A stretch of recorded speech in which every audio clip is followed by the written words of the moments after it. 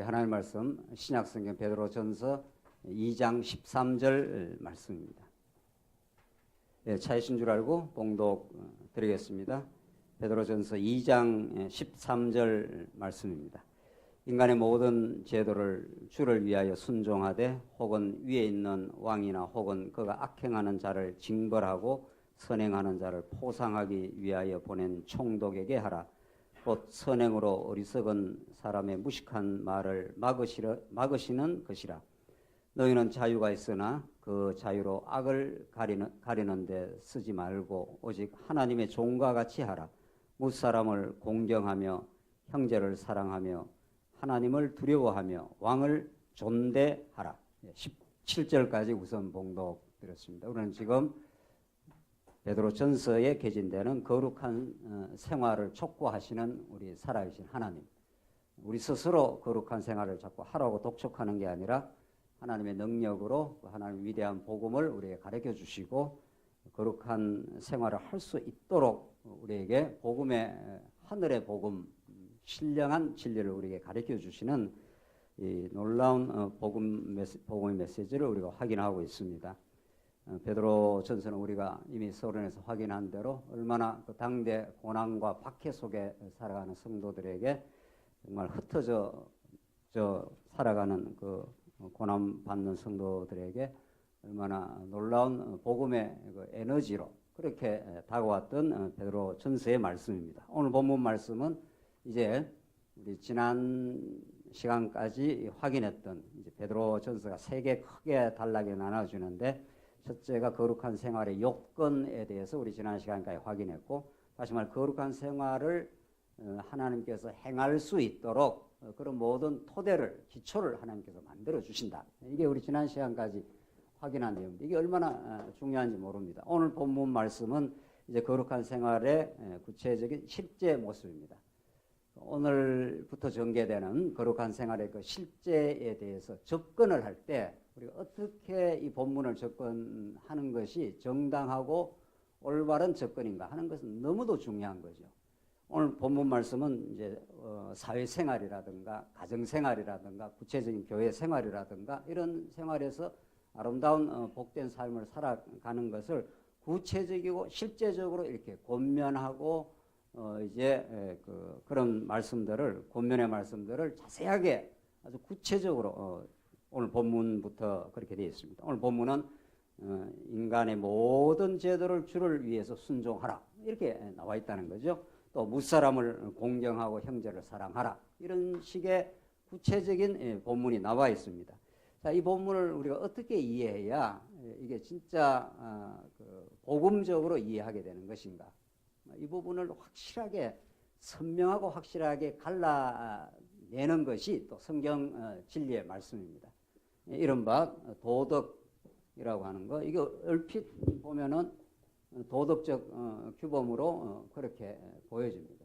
자꾸 우리들 어떤 형제를 사랑하고 또 무사람을 공경하고 또 왕을 존대하라 자꾸 이렇게 돼 있으니까 어떤 아름다운 규범을 우리가 지켜가야 된다 이렇게 돼 있다는 거죠. 성경은 그런 도덕을 말하는 것이 아니라 굳이 도덕이라는 용어를 쓰자면 기독교 도덕 혹은 기독교 윤리가 됩니다. 이건 아닌 거죠. 성경에서 이걸 가르치는 게 아니라 성경은 기독교 도덕, 다른 말로 그냥 쉽게 말하면 이게 복음입니다. 그래서 성경은 어떤 본문도 이 복음에서 벗어나서 복음을 이해하니 그 다음 우리가 이 복음을 따라가고 노력하고 교회생활 이렇게 해야 됩니다. 이런 그 도덕적 차원의 규범은 성경 한 구절도 없습니다. 그렇게 성경 66권을 온전한 복음, 언약하시고 그 살아계신 하나님 얼마나 능력 많고 우리를 끝까지 사랑하시는 분이신가. 베드로전서는 박해받고 고난 속에 있는 성도들을 끝까지 보호하시고 썩지 않고 새롭지 않는 영원한 기업의 말씀을 주셔서 그들로 하여금 그 고난 속에서도 잠시 근심하지 않을 수 없으나 크게 기뻐하는도다. 이런 그 복음의 메시지가 베드로서에 쾅쾅 터져나갑니다. 그런 복음의 능력이 실제를 만들어낸다. 그러니까 우리는 이 본문을 이렇게 이 본문만 따로 읽는 게 아니라 그 앞에 지금까지 공부했던 이것을 모두 이렇게 딱 물고 나간다. 이렇게 봐야 이것이 우리에게 무거운 짐이 되질 않습니다. 우리 막상 우리가 식재 생활을 하면서 형제를 사랑한다는 게 그 말이 얼마나 좋은 말입니까? 그러나 막상 우리 힘으로 우리의 그 어떤 조건으로 하려고 하면은 당장 부담이 되고 그것이 우리가 무거운 짐으로 다가옵니다. 그러나 예수님께서 우리에게 가르쳐 주시기로 내 멍에를 메라. 예수님이 그 졌던 십자가의 그 놀라운 복음의 멍에 그걸 메게 되면은 그게 가벼운 멍에라. 쉽고 내 멍에는 쉽고 가벼우니 이렇게 했다는 거죠. 그래서 그 복음을 깨닫기 시작하면 그 에너지를 우리에게 주시기 때문에 우리 아버지가 자식한테 아주 지금 어린아이 같은 갓난아기한테 너 살려면 이렇게 이런 법이 없다는 겁니다. 엄청 사랑하고 용서하고 실수하는 거 덮어주고 그렇게 해서 무수한 세월을 통해서 부모가 자식을 사랑한다는 걸 긴 세월 동안 확정하고 그렇게 아름답게 살아갈 수 있는 에너지를 이미 많이 공급을 합니다. 그러고 나서 너 이렇게 좀 해줄래? 이렇게 하면은 그게 무거운 짐이 될 리가 없습니다. 그래서 정말 우리는 이런 세속적인 도덕적 규범을 성경에서 가르치는 게 전혀 아니라는 게 기독교가 붙지 않으면 기독교 도덕 혹은 기독교 윤리를 가르쳐 주는 겁니다. 얼마나 차이가 있는가? 이게 조금 차이가 있는 게 아니라 만약 생각해 봅시다.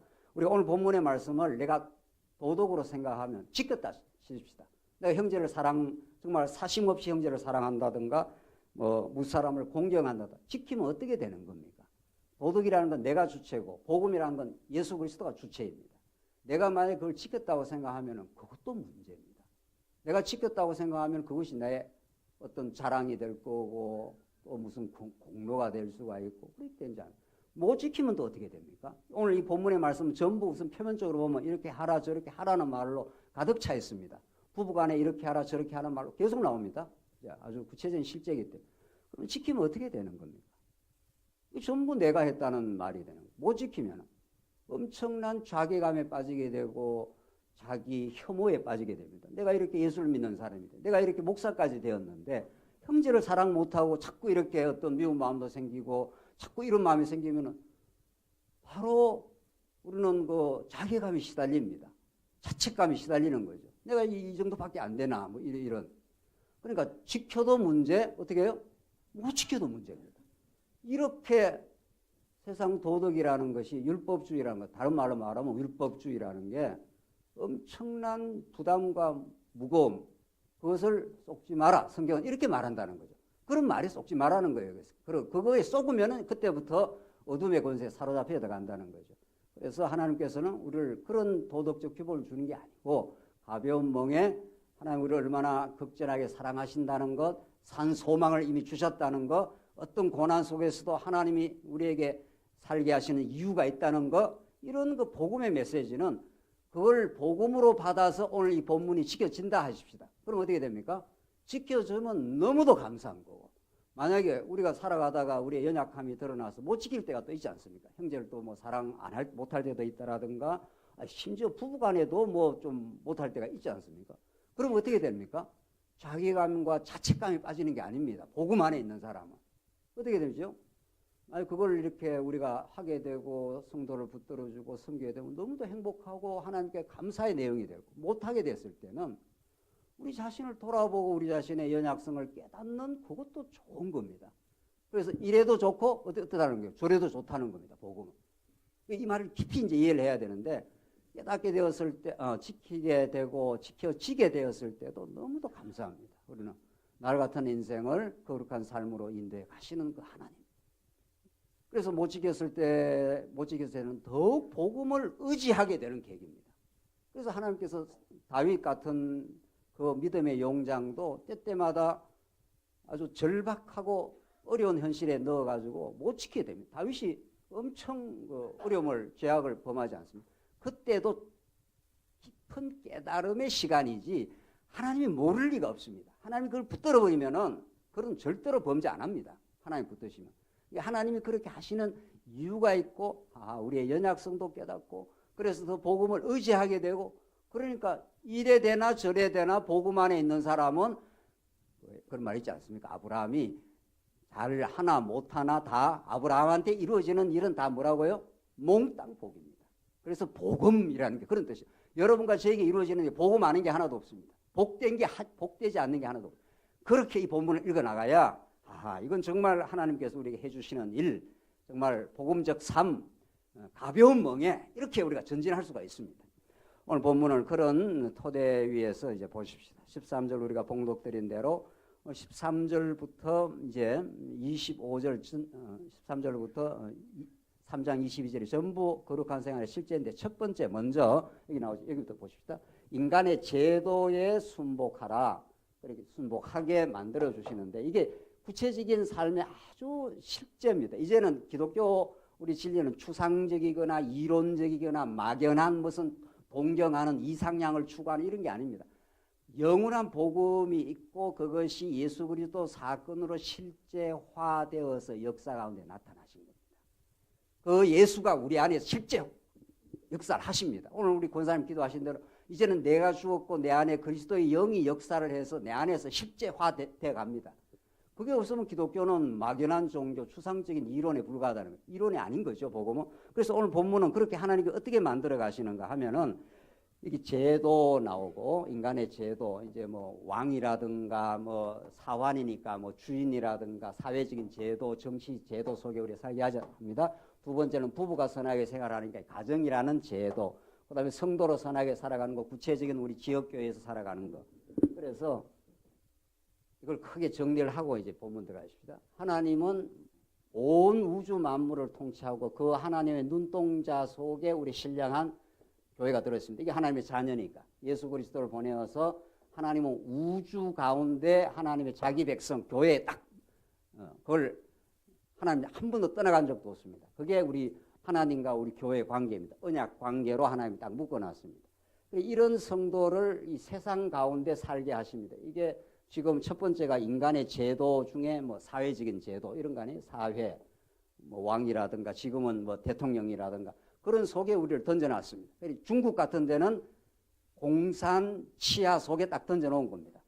뭐 그렇게 하나님께서 훈련을 시키는 거죠. 뭐 그리고 우리 가정이라는 것도 아주 중요한 제도고 뭐 학교, 뭐 기타 등등 뭐 문화, 기타 뭐 어떤 것도 이 땅에 존재하는 우주 가운데 존재하는 방식이 있는 겁니다. 그러니까 하나님이 우주의 만사의 대주재자이시고 그 주재자의 직접적 통치 속에 우리 교회 하나님의 백성이 딱 들어있습니다. 이게 우리의 핵심입니다. 우주 가운데 중심에 있는 거죠. 그리고 우리 교회, 우리 성도들을 이 지역교회에서만 신앙생활 하는 게 아니라 사회생활도 시키고 가정생활도 시키고 뭐 우리 아이들 학교도 보내고 문화센터에도 가고 뭐 우리 여러 일들을 하지 않습니까? 사회생활 속에. 그 모든 속에서 하나님의 하나님 되심, 하나님 여호와 되심, 이걸 하나님께서 배우고 오라고 하나님은 이 우주를 창조하시고 우리의 삶의 다양한 영역을 주신 겁니다. 그러니까 이 다양한 영역들이 우리에게 하나님을 깨닫고 배우는데 절대로 무관하지 않습니다. 그러니까 다 중요하다는 뜻인 거죠. 그래서 우리 이미 서론적으로 말한 대로 성경은 복음 자체를 가리키고 복음이라는 것은 영원한 복음이기 때문에 이 땅에 우리를 보내놓으신 것은 삶의 다양한 영역 속에서 하나님을 잘 배우고 오라 이런 뜻입니다. 이게 얼마나 우리에게 가벼운 짐이 되는지 모릅니다. 우리들은 뭘 잘하고 오라, 뭘 좀 많이 행하고 오라 이러면은 그게 벌써 부담이 되지 않습니까? 우리는 어떤 일을 하긴 합니다. 복음을 위해서 살기도 하고 복음을 위해서 죽기도 하는 겁니다. 우리 믿음의 선진들은 정말 가장 치열하고 복된 행동을 할 수가 있는 건데 궁극적으로는 이 모든 다양한 우리 삶의 영역 속에 우리를 던져놓고 그 핵심의 교회를 이렇게 딱 두시고 이 땅에 우리를 보내신 이유는 하나님이 어떤 분인가를 배우고 오라 이런 뜻입니다. 뭘 하든지 깨닫든지 봉사하든지 일체 우리의 모든 삶의 영역 속에서 하는 모든 일들이 하나님을 배우고 오라 이런 뜻입니다. 그래야 우리가 진짜 가벼운 멍에를 메고 삽니다. 돈 버리는 것도 아주 중요하지 않습니까? 돈 버리는 것 자체가 목적이 되면 돈 잘 버릴 때는 좋지만 안 버릴 때는 얼마나 남자가 힘들어집니까? 그러니까 잘 버리는 것도 혹시 또 사업이 어려워져서 안 되는 것도 하나님이 얼마나 능력 많으시고 그분을 깨닫고 그분을 잘 배워서 경외하고 오라고 이렇게 우리를 보내놓은 겁니다. 오늘 본문이 그렇습니다. 오늘 본문이 그렇게 읽히면은 이게 굉장히 우리에게 자유를 주고 해방을 줍니다. 왜 우리를 공산치하 속에다가, 왜 우리를 오늘 이 한국 사회 같은 이런 정치 세계 속에 두셨는가? 이 당시는 로마 제국 치하에 두신 겁니다. 그러니까 로마 제국은 기독교에 우호적이지 않습니다. 네로 황제로부터 시작해서 수많은 그 교황들이 몇백 년에 걸쳐서 초대교회 성도들을 아주 뭐 십자가에 매달아갖고 기름으로 불질러 죽이기도 하고 온갖 극형을 다 하고 박해를 하고 그랬습니다. 그런 하나님의 사회적인 제도 속에 두시고 오늘 본문이 있는 겁니다. 13절 보십시다.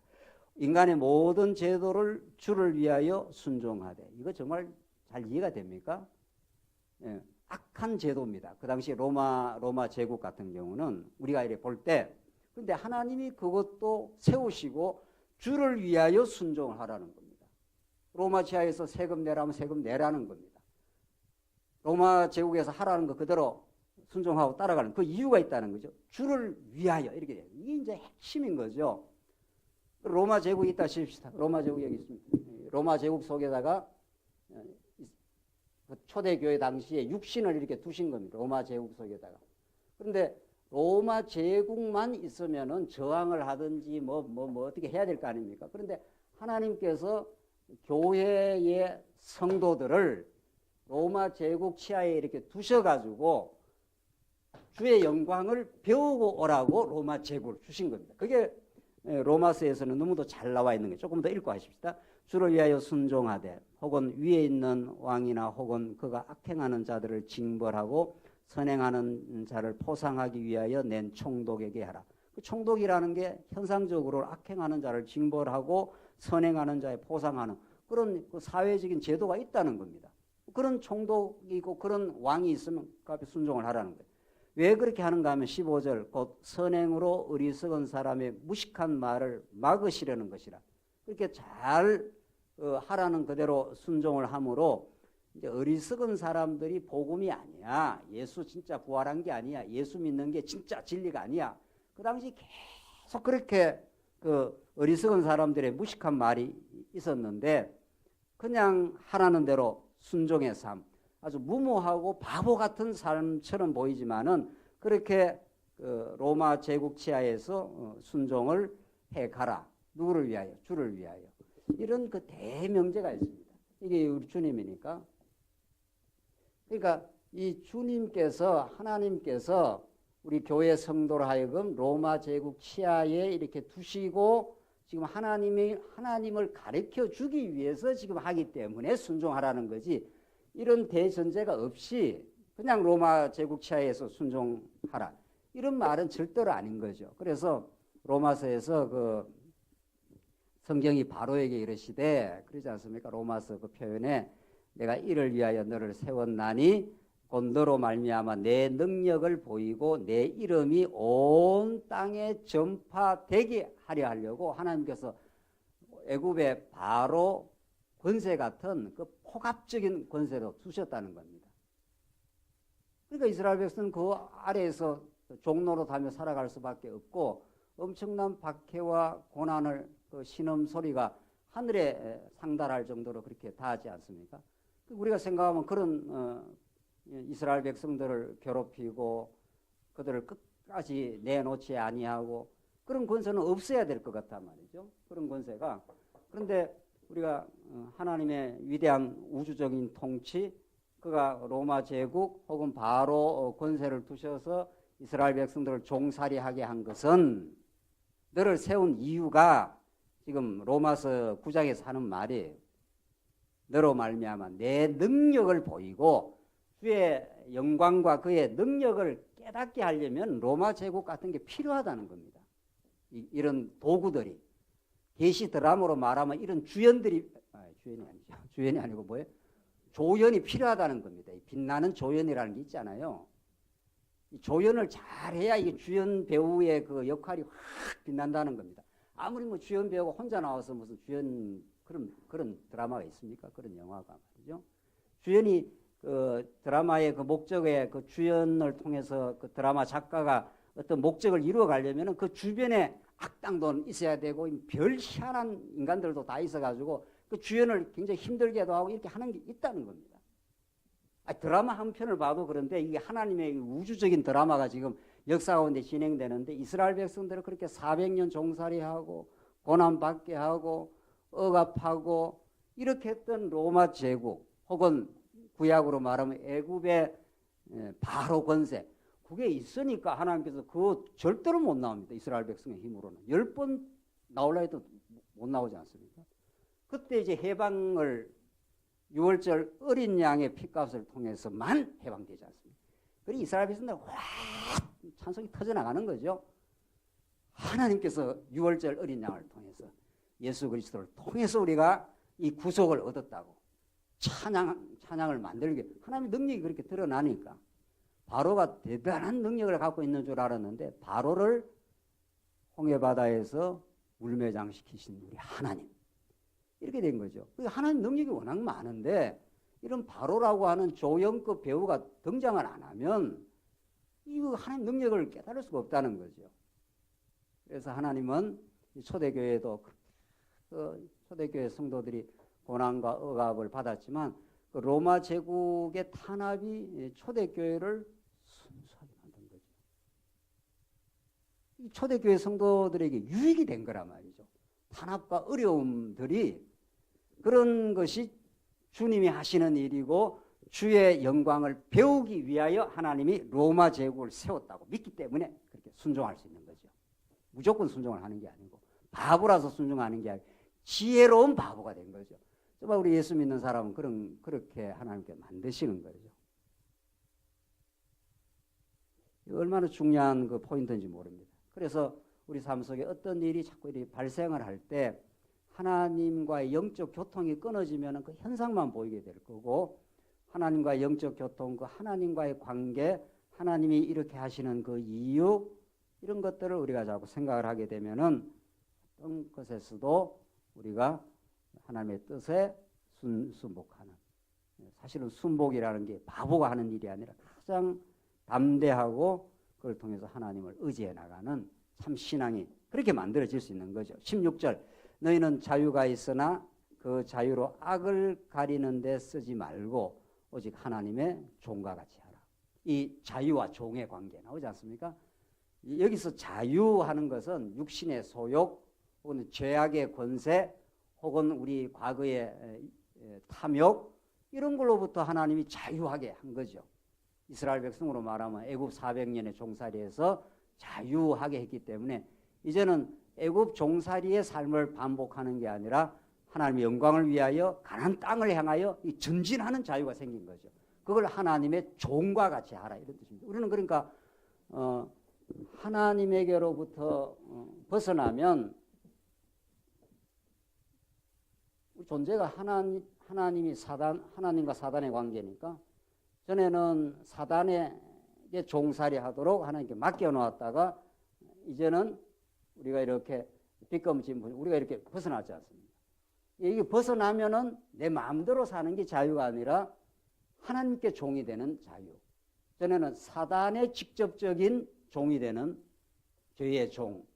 여기 죄의 종에서 자유를 얻었다는 것은 내 마음대로 사는 게 아니라 하나님의 뜻에 더욱더욱 매여진 자유.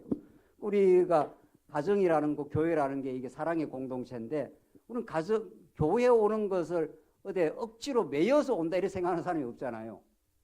우리 가정에 돌아갈 때 아이고 돌아가기 싫은 거 억지로 내가 가정에 매여 있으니까 할 수 없이 돌아가는구나. 이런 사람이 하기야 또 그런 사람이 있는지 모르죠. 그런 사람이 있는지 몰라도 우리가 정상적이라면은 직장 가고 뭐 여행 가고 밖에 나와서 출동하다 가정으로 돌아가는 것은 가정에 꼭 매이는 거 아니에요. 이게 그렇게 좋은 겁니다. 우리 인간 존재가 어디에 사랑의 포로가 됐다는 게 최고의 행복, 최고의 자유. 다른 데 가야 되는 방황이 없는 거죠. 우리 예수께 매인 사람들은 뭐 이걸 해볼까, 저걸 하면 기쁠까, 이걸 하면 좋을까 이런 방황이 종식된 사람들입니다. 우리는 예수께 들어가면 최고의 기쁨, 최고의 안전, 최고의 자유 뭐 이런 건 거죠. 그래서 가정으로 돌아가는 게 좋은 거란 말이죠. 다른 데 갈 생각을 안 한단 말이죠. 일이 끝나면은 자동적으로 그곳에 가면은 사랑하는 가족이 기다리니까. 우리 교회가 그런 거란 말이죠. 교회가 불완전하긴 하지만은 그래도 교회의 기본 속성이 그래요. 교회로 오는 것이 하나님의 말씀을 듣는 곳, 우리가 하나님의 성도들을 만나는 곳, 이런저런 세상의 시름과 어려움들을 이렇게 마음을 터고 나누는 곳, 그게 사랑의 종이니까 교회에 매이는 것이 좋은 거니까 교회를 오는 거지. 그걸 의무적으로 도덕적으로 오늘 수요일 날은 와야 된다 이렇게 해서 오면 그게 종이지, 그게 자유자냐 말이죠. 이 자유와 이 종의 관계, 자유한데 가장 매여 있는 상태는 좋은데 깡패한테 풀려나가지고 가족의 품으로 들어온 것처럼 말이죠. 북한 체제에서 자유를 찾아서 이 남한에 오면 자유를 향유하듯 한 것이 하나님의 품 안으로 들어온 사람들이죠. 그러니까 그 자유로 악을 가리는 데 쓰지 말고, 우리가 미숙할 때 자꾸 악을 가리고 자기 합리화를 자꾸 한다는 거죠. 다 하나님 하게 하신 거야 이렇게 한다는 거죠. 그러나 우리 자꾸 성장해가는 사람은 우리의 자유로 하나님의 영광을 위해서 우리가 못 살았던 거, 부족했던 거 하나님께 인정을 하고 다시 하나님으로부터 복음의 능력을 덧입기를 바라고, 그렇게 우리가 또 전쟁할 수 있는 거죠. 그래서 육신의 기회로 삼지 말라, 혹은 악을 가리우는 데 사지 마. 제가 악을 범해놓고 이거 뭐 다 뭐 괜찮은 거야 이렇게 하지 않는다는 거죠. 하나님 앞에 우리 오늘도 오랜만에 성도님 전에 말씀 듣다가 지금은 지방에 내려가서 이렇게 말씀을 교회를 잘 못 나오는 분인데 그 이야기를 해요. 우리 말씀 운동에서는 그런 게 좀 있었지 않았나요? 그렇다고 우리가 참 부족하고 아직도 깨달음이 말씀을 심도 있게 깨닫지 못해서 그런 부분이 있다고. 우리 좀 그런 부분이 있지 않습니까? 그러나 우리가 복음을 더 깊이 깨달으면 오늘 본문의 말씀은 참 복된 말씀인 거죠. 그 자유로 악을 가리우는 데 쓰지 말고 오직 하나님의 종과 같이 하라. 하나님께 매연, 하나님의 사랑의 종이 되어져 가는 거니까. 그렇게 되면 17절 무사람을 공경하며 형제를 사랑하며 하나님을 두려워하며 왕을 존대하라.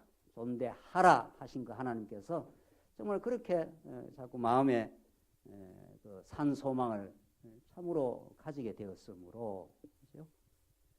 찬송과 기쁨을 하나님께 주셨으므로 이 생활의 이 거룩한 생활의 요건의 그 처음이 하나님이 산 소망을 주셔서 찬송하며 크게 기뻐하게 하셨으므로, 두 번째가 진리로 거룩히 거듭나게 하셨으므로. 우리 지난 시간에 이 세상에서 못 듣는 소리입니다. 절대로 어떤 철학, 어떤 사상도 이런 말이 없는 겁니다. 진리로 거듭났다 이런 말은 없는 겁니다. 이건 예수 안에서만 가능한 거. 전에 육신의 소욕대로 살던 나를 완전히 새롭게 탄생을 시켰다는 거죠.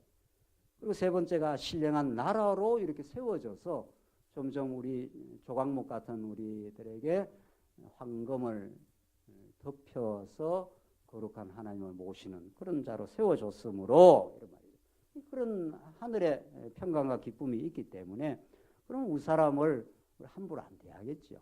공경하겠죠. 또 형제를 내 마음에 그런 자유와 평강을 얻어본 사람은 형제를 사랑하는 마음, 또 하나님을 두려워하는 마음. 하나님 지금 살아계신다. 우리 눈앞에 지금 계신다. 이러면 우리가 자행자지 못하지 않습니까? 막 함부로 못하는 거죠. 왕을 존대하라.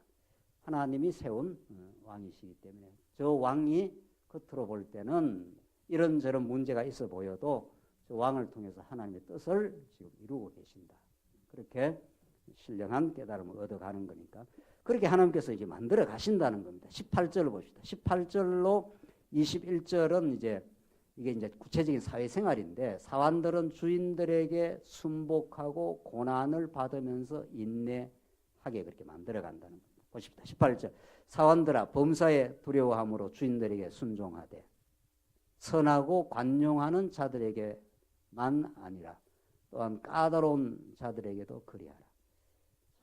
정말 성경이 정말 대단한 말씀입니다. 사원들, 요즘으로 말하면 회사 직원, 뭐라 해도 사업 현장에서 있는, 우리는 다 사람 관계 속에 사는데, 이제 우리 같으면 현대 사회 같으면 회사의 직원들아, 이런 뜻인 거죠. 범사에 두려워함으로 주인들에게 순종하되. 이게 쉽지 않은 거죠. 범사에 주인들에게 순종을 하라는 겁니다. 주인이 월급도 제대로 안 주고 힘들게 만들고 그런데도 그걸 따라가야 되냐? 이런 그 당장 그 억울함과 저항감이 우리가 있지 않습니까? 근데 성경은 그런 그 주의 뜻이 있기 때문에 그렇게 하라. 선하고 관용하는 자들에게만 많이 해야 돼요. 우리 뭐 주인 어떤 사장이 선하고 좀 관용하는 사장도 있지 않겠습니까? 사원들한테 적절한 페이도 주고 뭐 여러 가지 이렇게 혜택도 주면서 회사를 키워가는 뭐 사장도 있을 수 있는데 그런 사람에게만 아니라 또한 까다로운 자들에게도 그리하라는 겁니다. 이거 정말 간단치 않는 고면인 거죠. 까다롭고 날 힘들게 하는 그런 주인을 만났다 싶다. 그런 사장님을 만났다 싶다. 그 쉽지 않습니다. 하나님은 그런 그 세상의 다양한 제도를 통해서 하나님은 하나님을 가르쳐 주시고 우리의 옛자 자존심을 하나님이 꺾어가면서 자꾸 우리 속 사람을 키워가고 있는 중입니다. 그러니까 우리한테는 우리 예수 믿는 사람에게는 어떤 사회적 조건과 환경도 우리를 우리 되게 하는데 불필요한 조건과 환경은 없다. 이렇게 결론을 우리가 내릴 수 있는 겁니다. 이미 우리는 그런 결론을 가지고 이제 접근하는 거죠. 실제로 잘 안 되더라도 이 쉬운 이야기 아니잖아요. 뭐 사장이 좀 이렇게 관용도 해주고 여러 가지 조건도 좀 만들어주고 뭐 이렇게 하면 그거야 뭐 예수 믿든 안 믿든 다 잘할 수 있는 거죠. 보너스도 잘 주고 때때마다. 그래서 일 열심히 하는 거야. 뭐 예수 안 믿는 사람도 하는 거 아니겠습니까? 그러나 오늘 본문의 말씀은 까다로운 사장이 있다는 겁니다. 까다로운 사장이. 이 까다로운 사장 만나면 이거 이제 천적이나 만난 꼴이 되는 거죠. 이 직장을 때려쳐야 되냐 뭐 해야 되냐. 우리 청년들하고 상담을 해보면은 지금 그런 청년이 한 사람 있어요. 이제 직장이 때려쳐야 되냐 말아야 되냐 이런 거죠. 자기 열심히 일했는데 그 정당한 어떤 자리에 안 넣었다 이런 거 아닙니까? 그렇게 견디기 쉽지는 않는 거죠. 이런 말씀들이 전부 우리에게 도덕적 규범으로 다가오면 굉장한 부담입니다. 그러나 기독교 도덕으로 다가온 것은 복음으로 다가오고 하나님께서 그런 까다로운 사장이라는 그런 사회적 제도에 넣으신 하나님의 깊으신 뜻이 있다. 이렇게 보여주는 거죠. 이걸 우리가 이제 하나님은 여호와시다. 이렇게 믿음을 얼마나 많이 배워왔습니까? 이론적으로. 그래 하나님이 여호와신 건 모든 걸 주관하시는 분이시다. 이런 뜻이니까. 내가 직장에서 내가 지금 만나는 모든 조건이 하나님의 손길이라. 이렇게 믿어져 가는 중입니다. 그래서 정말 까다로운 사장을 만나게 될 때 얼마나 자존심을 상하게 될 것이며 얼마나 우리 옛사람이 무너지는 시간들이며 그것이 우리가 거듭나는 예수 안에서 이미 거듭났고 한 바퀴 더 새롭게 거듭나는 그런 지나고 나면은 힘들긴 했지만은 참 찬란하고 새롭게 탄생하는 시간들이었다. 이게 우리 택한 백성들에게는 이 말씀 안에 있는 사람들에게는 반드시 만드시는 하나님의 열매입니다. 19절에는 부당하게 고난을 받아도 이거 굉장히 억울한 일 아닙니까? 어떤 일을 부당하게 사장이 대접을 하면은 부당하게 고난을 받아도 하나님을 생각함으로 슬픔을 참으면 이런 아름다운 하나님을 생각함으로 모든 우리의 그 행동의 기준, 행동의 원천, 우리의 삶의 공급원, 에너지원이 되는 것은 하나님이고 우리의 복음의 능력입니다. 그래서 우리는 부당하게 고난을 받을 때가 많고 또 그래서 슬픔이 찾아옵니다. 내가 왜 이러고 앉아 있어야 되나? 밥 먹고 살려고 이 직장 이렇게 살아야 되나? 이런 그 참담한 슬픔이 있을 수 있는 거죠. 그때 하나님께서 하나님을 생각함으로 슬픔을 참으면 이는 아름다우나 했잖아요. 이걸 아름답다. 아름다운 기준이 뭡니까? 미스 코리아는 뭐 얼마야 뭐 이런 게 있다면서요. 그거 다 인간들이 만들어 놓은 기준입니다. 제가 늘 이야기하는 건 조선 시대는 좀 우리 권사님들처럼 좀 이렇게 푸짐해야 그게 아름다운 겁니다. 인간들이 지 멋대로 만든 기준들입니다. 가짜 기준들. 그거 가지고 아름답다, 뭐 아름답지 않다. 인간들이 제 멋대로 만든. 성경에서 아름다운 건 고난을 받아도 하나님을 생각함으로 참아가는 것. 그걸 아름답다. 이렇게 말합니다. 얼마나 이게 고상한 아름다움인지. 어떤 누가 그 인내를 뭐 취미 생활로 한다 뭐 이래갖고 내가 정말 그냥 나는 그 말 듣고 내가 깜짝 놀랐습니다. 세상에 뭐 골프를 좀 쳐야 된다, 뭐 바둑을 내가 취미 생활한다 이래야 우리가 되는 것 같은데 말이죠. 좀 고상하게 말하면 클래식 음악을 쫓는 걸 내 뭐 취미 생활로 한다. 뭐 이쯤 되면 뭐 조금 좋은 거 아니에요? 문학 작품을 읽는다. 세상에 인내하는 것을 취미 생활로 한다. 오늘 성경은 정확하게 그걸 말하고 있습니다. 사회생활 속에서 부당한 까다로운 사정을 만나가지고 많이 견뎌야 되지 않습니까? 인내하고 그러나 환난은 연단은 우리 인내가 연단이 우리를 소망을 낳음인 줄 알미라. 이렇게 해서 하나님이 우리의 이 어려운 현실들을 하나님이 주십니다. 그래서 우리 신앙의 그 테스트는 이론적으로 결코 되지 않습니다. 아까 우리 장로님하고 식사하면서도 절대로 이 말씀을 이론적으로 들은 만큼으로만 신앙이 테스트 되는 게 아니라 삶의 광야 학교에다 집어넣고 하나님께서 체험학습을 시킵니다. 까다로운 사장에 붙여가지고 엄청 마음고생하고 이렇게 시키면서 견디고 하나님을 생각하게 되고 그래서 그걸 아름답다고 그렇게 아름다운 열매를 하나님이 만드십니다. 죄가 있어 매를 맞고 참으면 무슨 칭찬이 있으리요. 그러나 선을 행함으로 고난을 받고 참으면 이는 하나님 앞에 아름다우니라. 또 나오지 않습니까? 이 초대교회 성도들이 그랬습니다. 그래서 카타콤으로 지하 동굴로 피하고 들어가고 고난받고 예수 믿는 그 이유로 말미암아 겪었던 어려움들 그걸 하나님께서는 아름답다고 천국 가서 그 시련 속에서 견뎌내고 하나님을 생각함으로 보냈던 어려운 시간들 그걸 하나님은 아름다운 열매라고 이렇게 하나님께서 아름답다고 인정해 주시고 그 열매를 하나님께서 맺게 해주시고 그 열매를 맺게 되었을 때 하나님을 찬양하도록 그렇게 하신다는 거예요. 21절 이를 위하여 너희가 부르심을 받았으니 이런 일들을 위하여 부르심을 받는다는 겁니다. 하나님 우리를 부르셨을 때는 그건 고난 학교를 이미 통과하게 돼 있고 그걸 통해서 우리 속사람을 이렇게 키워가시는 그래서 슬픔을 참아 하나님을 생각하는 그런 신앙을 키워가시는 그 아름다운 신앙의 열매를 하나님께서 이렇게 정해놓고 그 고난 학교로 이렇게 자꾸 이렇게 통과를 시킨다는 겁니다. 그래서 이 광야 대학이 최고의 우리는 대학으로 그렇게 합니다. 하버드 대학, 미국의 예일 대학이 좋은 대학이라고 그러는데 그런 걸 우리는 초급 대학 정도로 보는 거고 이 광야 대학을 최고의 우리는 대학으로 이렇게 진짜 보는 거죠. 하나님 말씀 깨닫고 우리를 광야 대학에 집어넣어가지고 그 졸업이 있기까지 많이 우리가 훈련받고 연단을 받습니다. 그래서 이를 위하여 너희가 부르심을 받았으니 그리스도도 너희를 위하여 고난을 받아서 나오지 않습니까? 우리들을 자꾸 하라면 그걸 해내겠냐고요. 그리스도도 하면서 이제 그리스도의 복음을 다시 이제 베드로가 설명을 합니다. 그리스도도 너희를 위하여 고난을 받아서 너희에게 본을 끼쳐 그 자취를 따라오게 하려 하셨느니라.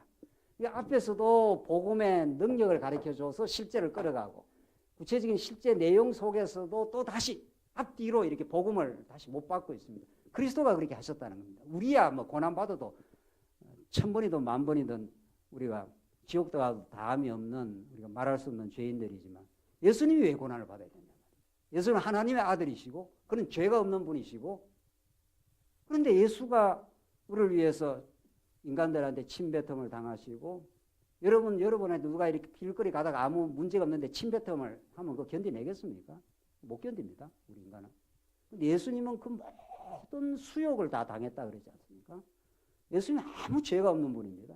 그래서 결국은 이런 고난 중에 견뎌가게 하는 그 하나님을 생각하면 견디게 하는 그 원천이 어디에 있느냐 하면 바로 예수 그리스도가 이렇게 행하셨다고 하는 복음을 재설명하고 있습니다. 그걸 22절부터 끝까지 설명을 하고 있습니다.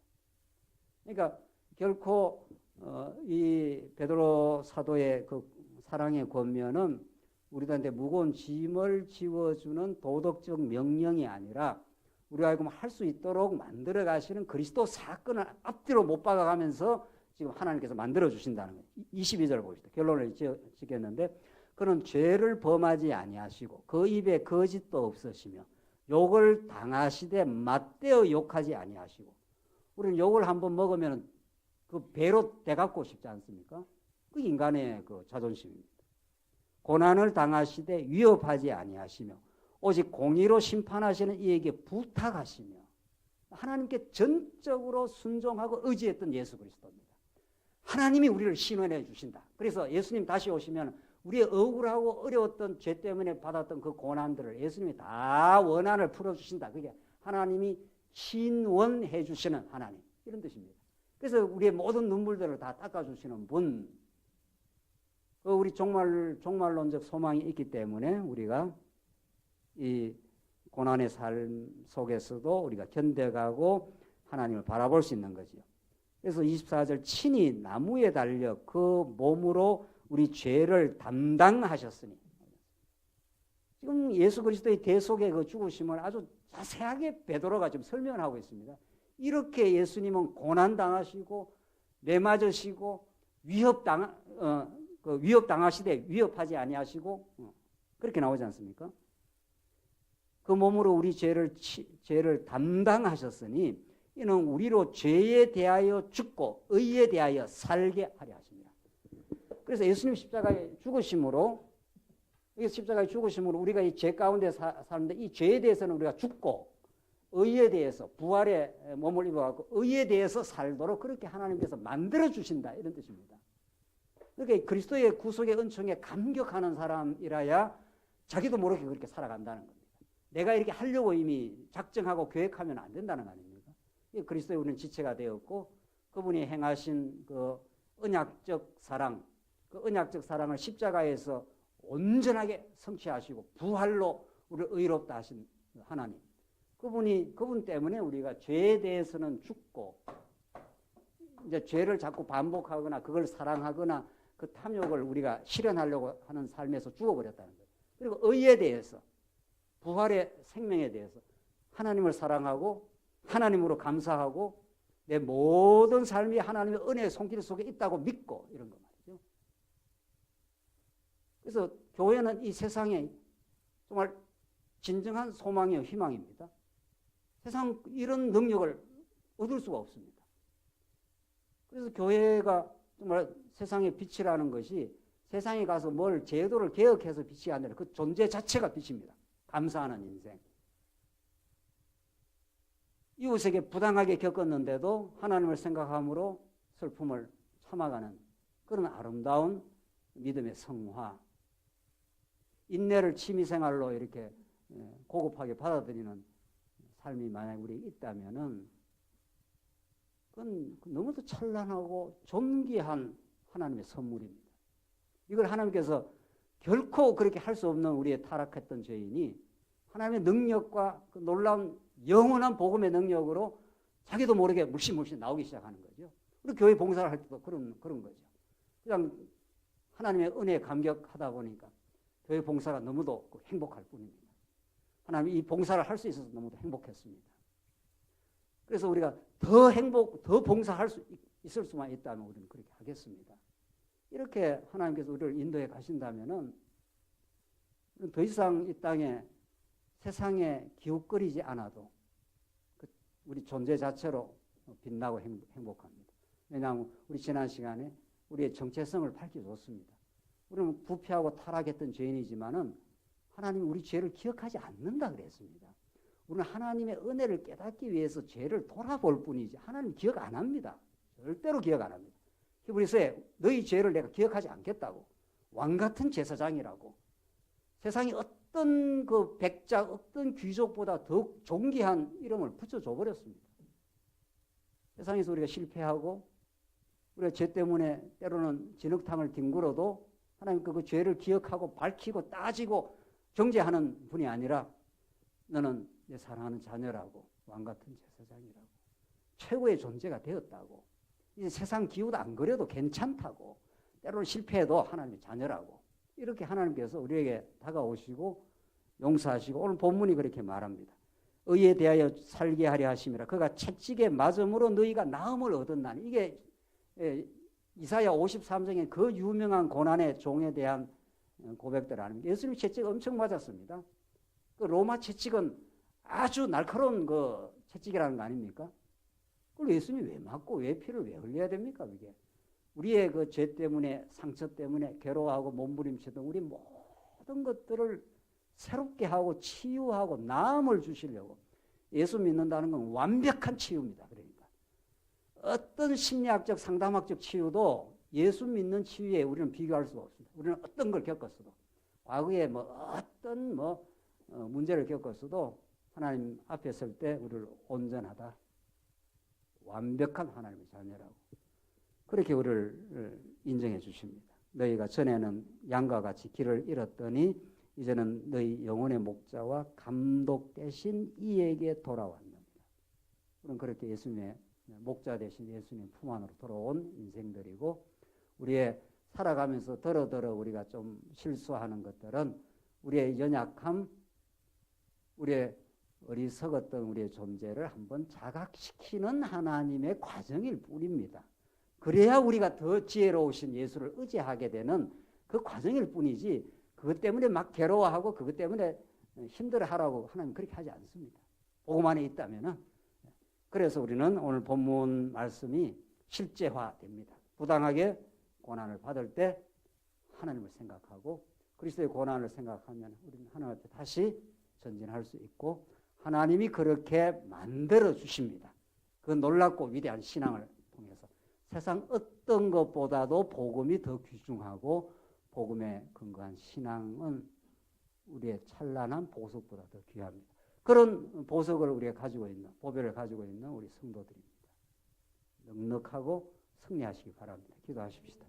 자비하신 하나님 아버지 은혜를 감사합니다. 우리가 우리 자신의 몰골을 생각하면 얼마나 부족하고 몸부림치던 우리의 옛 자아가 있는지 모릅니다. 하오나 그 모든 걸 덮어주시고 예수 그리스도의 핏값으로 덮어주시고 이제 죄 없다 해주시고 우리 의에 대해서 살도록 날마다 우리를 공급해 주셔서 감사합니다. 이 말씀 안에 거친 세상이지만 승리하게 하시옵소서. 예수님 이름으로 기도하옵나이다. 아멘.